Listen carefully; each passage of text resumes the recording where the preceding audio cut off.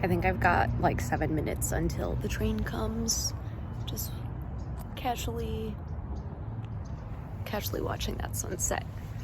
And it's golden hour, so I'm getting a little bit of glow.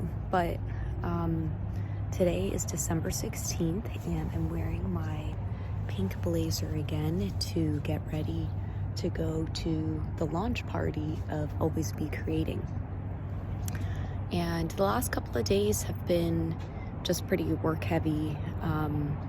We're going to be off for the final 2 weeks of the year through the new year. So I was kind of just like trying to get everything all set up. But I had a conversation with my talent rep today around kind of just a year-end check-in to see how things did. And this year, I mean, I've probably said this in so many different ways. This year has been beyond my wildest dreams, in the sense of like made the most speaking income ever, the most in brand partnerships ever, or content related things. Diversability made the most money ever. Also, I guess when you make that money, you also have to invest it. So we also spent the most money ever.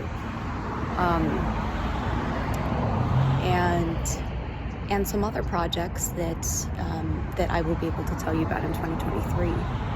And so I keep trying to remind myself to like anchor to a past version, like how I did last year, rather than look at other people who have more followers or bigger platforms or speak about different topics. But one of the things I did reflect on is, since moving to LA, it's been really cool, like all the different types of events that I get invited to. But like, if you've watched my first TEDx talk, it's called The Power of Exclusion. And I think that like, I feel exclusion so viscerally in my body. And so there have been a couple instances in the past couple of months where I wasn't invited to things, and I think I also have to remember that like I am getting invited to a lot of other things. So I guess it all balances out in the end. But I've definitely like noticed that I take it a little personally when I'm not invited, and I get really curious about like what I can do to maybe ensure that, you know, I do get invited. But it kind of reminds me of the TAF, the Asian American Foundation event that I went to in San Francisco in September, and I got invited to that because Jerry invited me, or Jerry thought to mention the organizers, like, hey, do we have disability representation here?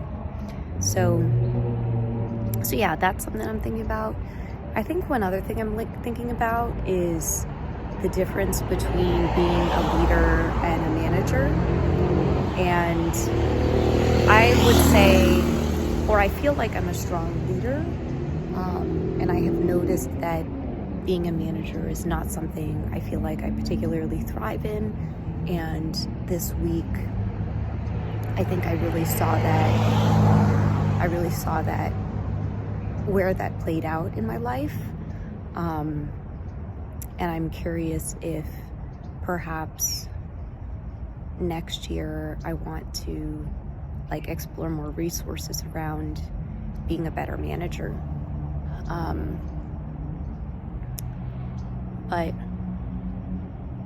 I think those are some of the things that I've been reflecting. I didn't really sleep that well yesterday, so I've got like a little bit of a headache. But I am excited about this event. I'm also excited to debut this hot pink blazer at a public event. I wore it to dinner out a couple of nights ago. And one of the other things I'm thinking about is I recently went live with a campaign, and it ended up getting removed for violation of community guidelines on TikTok. And I had never had like personal experiences with like being in violation of the TikTok community guidelines.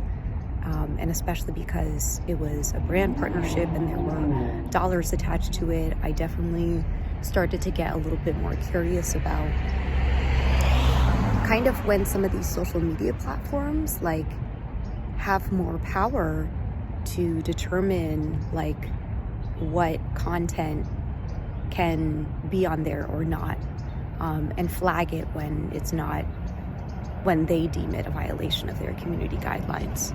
So luckily I was able to make some edits, mainly to the caption.